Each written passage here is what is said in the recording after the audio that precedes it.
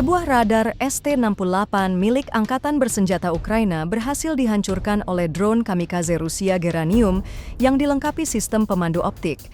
Serangan ini terjadi di wilayah Chernihiv dan terekam dalam video yang beredar luas di media sosial Minggu, 13 Juli 2025. Drone tersebut meluncur tepat menuju radar dan menghantam langsung sasaran strategis tersebut.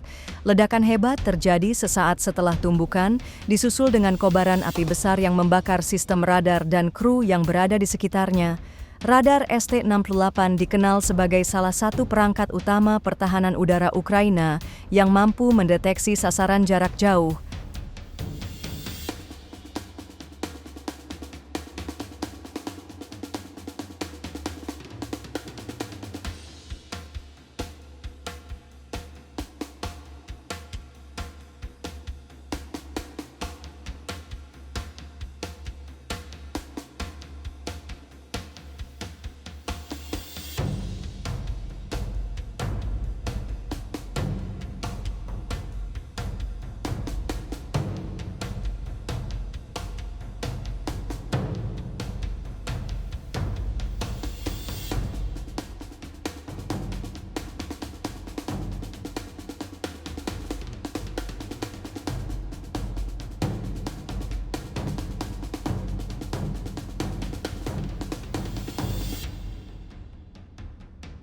Download Tribun X sekarang, menghadirkan lokal menjadi Indonesia.